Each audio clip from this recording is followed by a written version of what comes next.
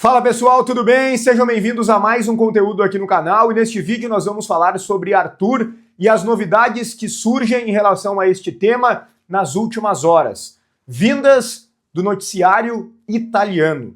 Porque entre Grêmio e Arthur está tudo certo há vários dias, inclusive o Grêmio aguarda a chegada do jogador em Porto Alegre, mas ele só virá quando conseguir a liberação junto à Juventus, a rescisão de contrato. E é justamente aí que apareceu o problema. Pedidos novos, empecilhos. Eu vou te trazer os detalhes disso, a gente vai falar sobre essa situação do Arthur, se pode não vir mais para o Grêmio, como está essa trava na negociação, como a direção recebe isso e o que ela pretende fazer. Nós vamos falar também sobre o meia plano B, como o Grêmio está buscando a segunda alternativa para contratar um camisa 10 depois da proposta que foi recusada pelo argentino Bruneta do Tigres do México. Vamos falar sobre o reforço que foi anunciado, oficializado instantes antes da gravação desse vídeo e também vou querer mostrar para vocês aqui um presente muito especial que eu ganhei e que vocês também podem ter. Tudo isso em nome de A Hora do Pastel, Matiello, corretora de seguros e Crepe do Alemão, depois da vinheta.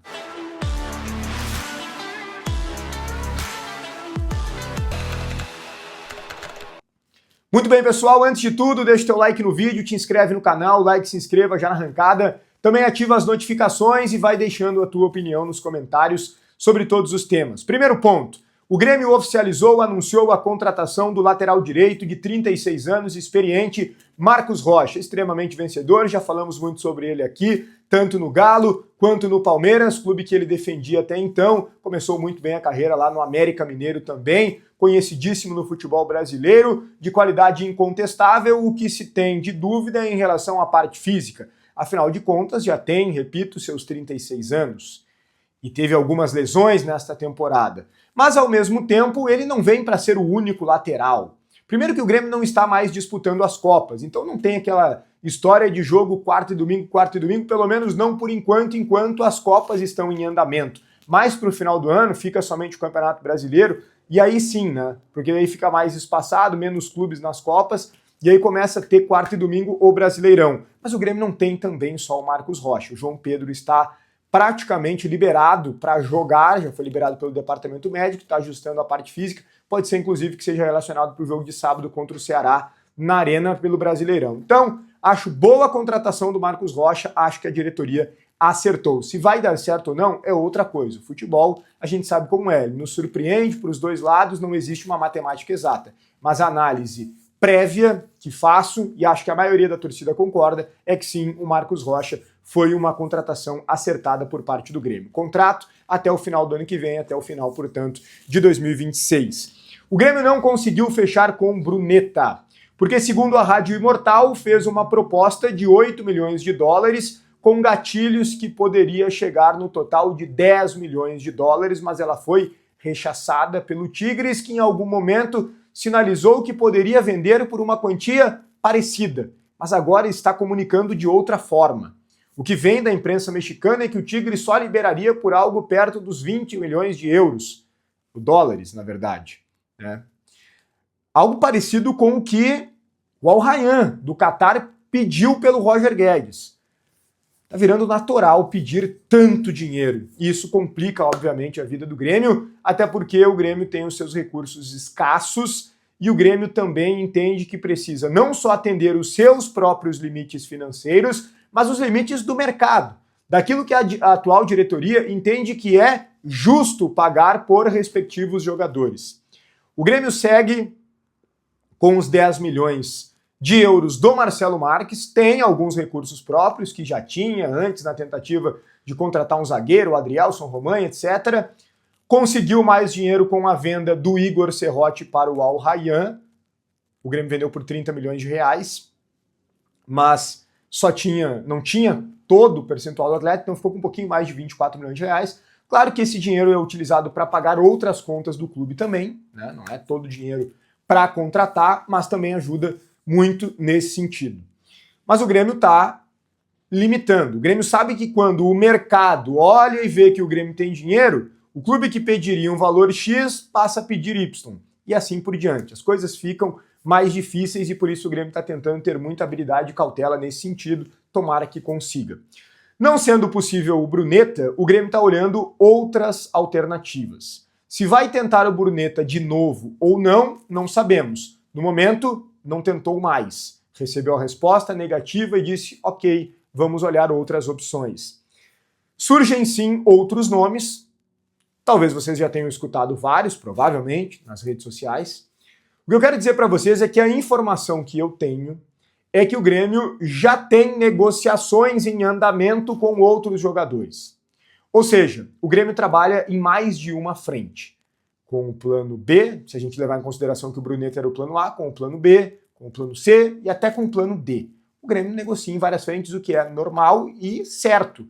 Não vai esgotar uma negociação só com um jogador e não dá certo, começa do zero com outro. Tu vai trabalhando em algumas frentes e vai vendo como cada situação vai avançar para chegar no melhor cenário e contratar o melhor jogador no melhor, na melhor forma possível, né? É assim que se constrói.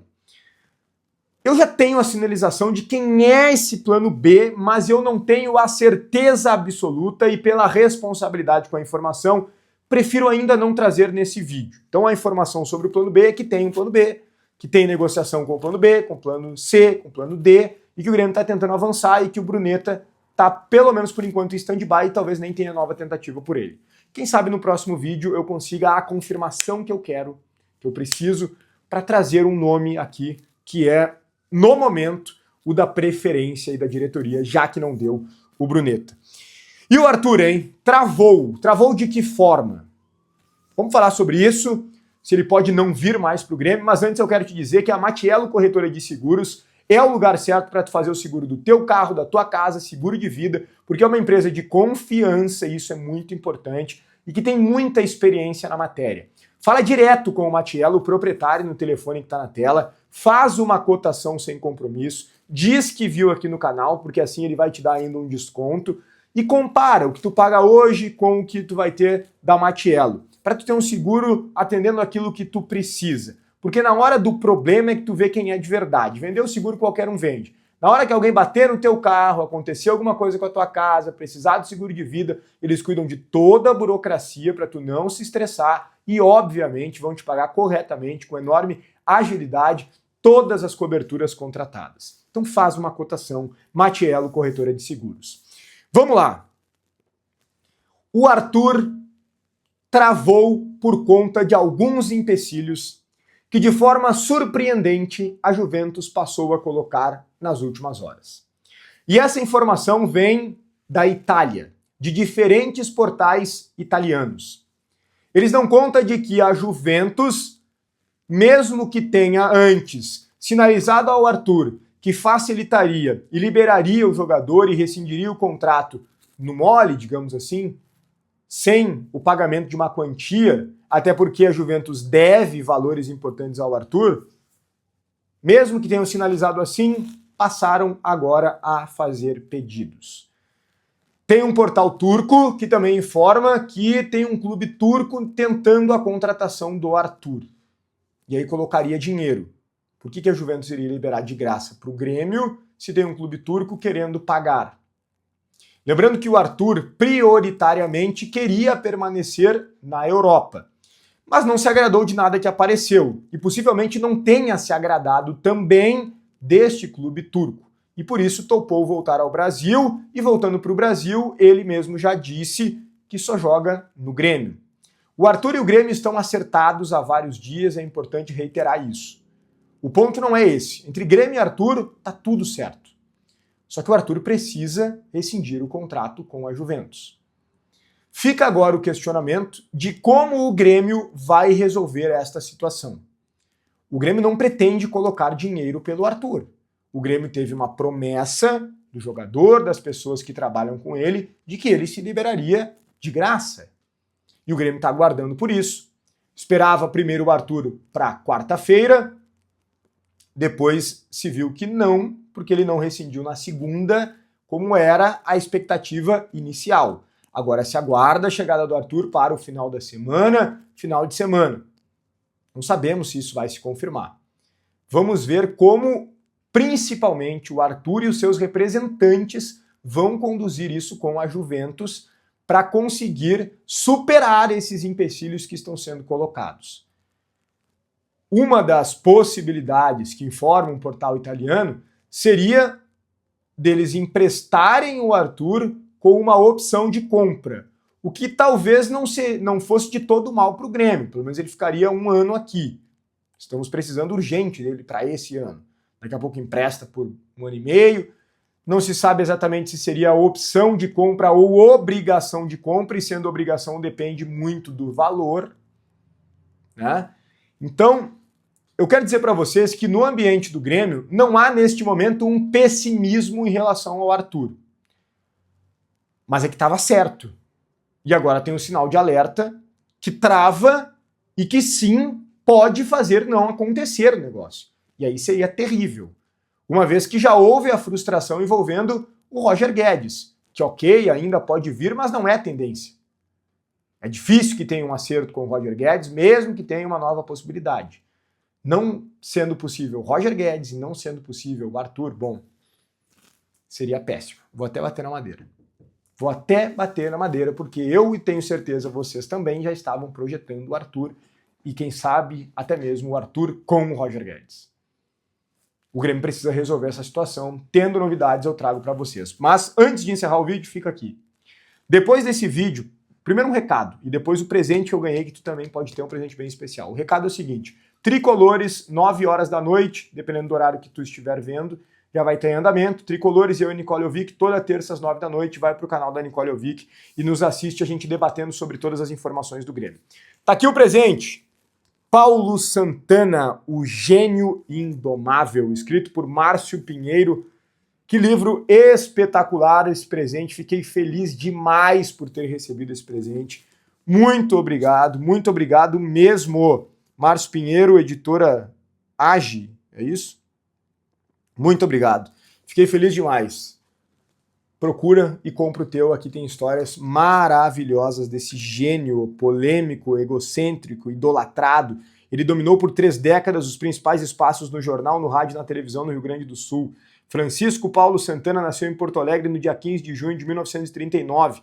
Antes de se tornar o jornalista mais conhecido do estado, foi vendedor de balas, entregador de jornais, feirante, inspetor e delegado de polícia. Formado em Direito pela Universidade Federal do Rio Grande do Sul, ingressou no jornalismo pelas portas do futebol num programa de debate da antiga TV Piratini, na condição de torcedor apaixonado pelo Grêmio. No início dos anos 70, começou a participar do programa Sala de Redação na Rádio Gaúcha, sendo posteriormente contratado para escrever uma coluna esportiva em 0 hora. Em breve tornou-se o principal comunicador do Grupo RBS, onde permaneceu por 45 anos, com participações diárias nos veículos de maior audiência do estado. Foi vereador na capital gaúcha por 3 legislaturas.